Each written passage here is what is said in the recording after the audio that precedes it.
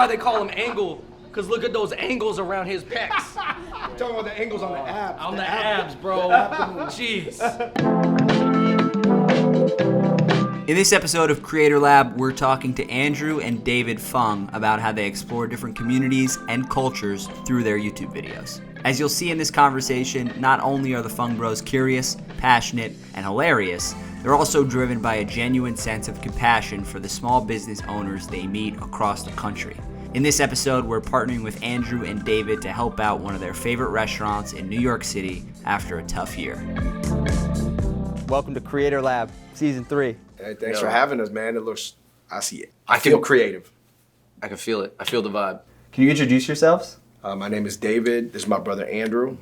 Called the Fung Brothers. We're biological brothers from South Seattle, Washington. Originally lived in LA, lived in New York. Create things, try to talk about our culture, try to talk about culture in general, and explain difficult topics. How long have you guys been content creators, filmmakers? I would say since we were really little kids with the DV8 camcorders, but I would say professionally 10 years, and then full time in terms of not having to work an auxiliary job for a paycheck, like 8 years. 8 years, this is your thing. People still ask us that question, by the way. Some people are like, oh yeah, is this your full time? I'm like, 1,000 videos, what do you think? Because people who do this, it's a passion. And that's kind of how you get into it at first, right? It's like something that you're passionate about. And then maybe if you're lucky and if you're good at it and you have the right strategy, it leads into something that's And can I throw on just persistence and perseverance on top of that? Perseverance, persistence. But like our dad, as of like, I want to say a year and a half ago, still offered like, hey, you guys thinking about law school still? And we're like, Still. Still. He's like, maybe you write, some I was like, thesis yo, Dad, about media I know and our TV entertainment. show got canceled, but I was like, it's not going that bad. Yeah. Tell me about your process when you guys are creating content, or when you guys are, let's take me from a video ends up on YouTube, but what happens to get you to that point? I kind of draw a lot of comparisons with people who are making music. And, sometimes when you hear those interviews, some people are like, I made that song in 5 minutes, and that was my biggest hit ever, and I didn't even like it. But there was something I put into the world and it connected. And I feel like there's some things like that, similar with YouTube. Like it could have just been an idea you came up with in 5 minutes and went to go execute it, but sometimes you're planning them for like 5 weeks. And we work with a lot of people who are not media people. Like these are just cool friends that we meet through friends or that we make friends with. It was a pleasure. Yeah. Really was a pleasure. Mediterranean and Lower East Side, And brother. Lower East Side, New York, Olive baby. oil bros. That's Olive Oil Bros. Olive Bros. Cheers. Salute, Salute. And then we're just like, yo, you want to do a video together? Like, yeah, cool. I'll host the video. Like, you understand that culture. Let's talk about it. And so they'll just be like, hey, I know this in this spot. We can go in, and then we'll just set up a date, and then we go out there and film it. And usually if we have fun filming the videos, I know it's going to be a decent one, The fun is going to transfer. Yeah. You know how everybody's always worried about The vibe. sound and The vibe. visuals, which are both important, right? You got to make sure your exposure's right and your sound is not peaking. But there's actually like a funometer metric that is, you only know it when you filmed it. You're experiencing these things, you're meeting lots of different people, and you're engaging with them, and you're enjoying yourself, and you're giving your audience a tour of basically like these different community experiences. Right, for sure. And hopefully it's communities that are kind of feel or can be inaccessible. I think ultimately the goal is just to like bring the world together just a little bit more. Yeah, and what you're talking about, I feel like, is community, is building a sense of community, and this is season 3 of Creator Lab is about community. So what role, I guess, has community played in your creative life? Oh man, I think the whole Lower East Side or Lower Manhattan feels like my community. That, as far as my creative life in New York goes, it's all about community, and it's all about this Lower Manhattan community, but then also the way it breaks into the like subdivisions. Something that one of our business owner friends told us, he was like, hey, you guys, I know you guys aren't from New York, but like what you guys did was like, it kind of helped the community get to know each other in a way that they didn't. Because you would have conversations that interview the different business owners and get their story out there, and then other business owners that knew of them but weren't necessarily like close or friends with them saw that, and then it in turn could have brought some of the community together in a different way. And we did not like set out to do that. We didn't know that that was going to be a byproduct of it, but hearing that, I was like, oh, that's dope. Like, we've had so many people who are not of Asian background come up to us and say, yo, I found that roast duck spot in Chinatown because of you guys. And I even recognized the owner, and because he had shared a moment with you guys, I knew that he spoke English, at least to a certain level, and we had an exchange. And I think that those are, to me, when I'm like, we're bringing this community tighter together that otherwise may have remained disparate. I mean, I think a lot of creators are the same way, where a lot of them, you're storytellers. And whether it's just showing that story that already exists, it's not like we're writing a different script for these people. It's just that we're showing what is, they've already done the work. They've lived the life.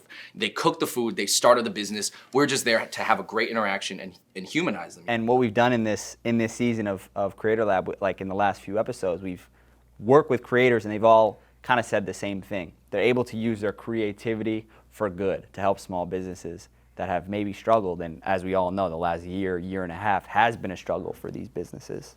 And you know what I realized too, is a lot of people don't necessarily view a restaurant owner or a small business owner as an artist, but the same passion that drives you to go through all those little dips and bumps and times where your career seems hopeless as a creative, they go through that exact same thing, but just whether they're selling their goods or their trinkets or their food or whatever product there is that they're trying to give to the world and feed to the world. We're trying to feed our stuff to the world. It's the exact same mindset. And also the shop owners, like, they're trying to represent their culture to people. So sometimes they'll have all these little trinkets or history, or they have the stories ready to go, and they're just waiting for somebody to ask. They just don't have like the media side to it, but they have the stories. Hey, just like the United Nations is headquartered in New York City. It's almost like the United Nations of food is also headquartered. Well, of culture, yeah. In this season of Creator Lab, we're talking about Premiere, but this episode we're specifically talking about Auto Reframe, the Auto Reframe feature. You have different audiences on different channels, but you kind of have to cater the content to the platform. You're right. There are so many different platforms with different ratios. Which is a lot of work. You need to change your whole edit for that, but Premiere makes it easy with Auto Reframe, which is what you were talking about. Yeah, the Auto Reframe feature is excellent because it's opposed to trying to cut it in post and then you're trying to track your frames or making sure that you recorded it vertically. It just allows you, with the auto keyframing, to just have the computer do it in post-processing. And you know what's important is because you can like take the 16:9 like regular YouTube video, right, like widescreen, and then you put it into that, but then you have all this like empty space that you have to like fill in, and people just know you just uploaded your video without effort, right? But when you put it in the reframing, then people kind of know, they're like, oh, like this is made for this platform. You intentionally did this. You put in work for this. I appreciate it. As opposed to uploading like that little sliver of a video, you know? In this season of Creator Lab, there's something really special that's been happening. Adobe and 368 are partnering with creators to help small businesses in New York City. And Adobe's chipped in a little funds to help launch a GoFundMe. And I know you guys actually have a small business. You have a relationship with somebody that you know that's kind of around here. Talk about that a little bit. No, they're actually just right around the corner. We have a relationship with a small business owner. It's a family-owned shop. Sometimes there's whole families in there. Kids are doing homework in the corner, right by the TV. You know, they section off a little zone.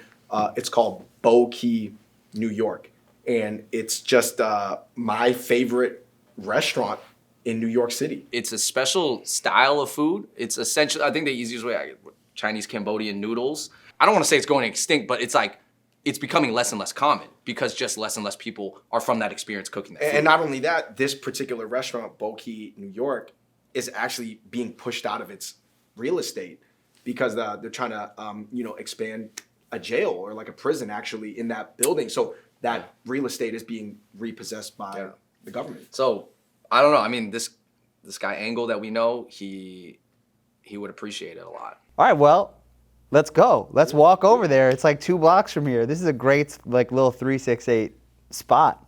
Bow Key, New York on Baxter. Let's do it. Let's go.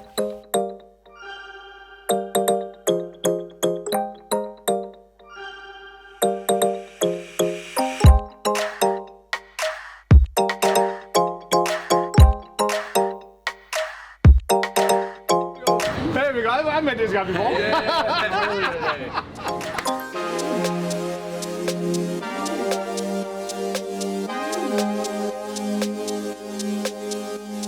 I would describe it as Chinese Southeast Asian dipping Superman. Indochin. Yeah, Indochina Superman. Indochin. So Angle, we want to ask you like, you know, you opened up pretty recently. Yes. And then COVID hit. Yes. What was that like for business? How hard did you guys get hit? Nervous.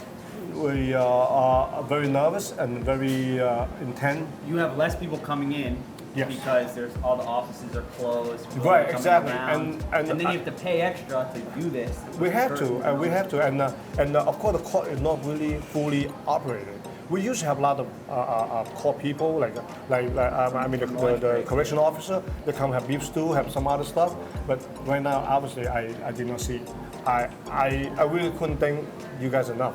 To, you know, no, it's really fortunate, you know. Get my New track. York, man, get locked in immediately because Thank you, about to guys. see something. Thank you, Jeff. Pleasure meeting you, man. Excuse me.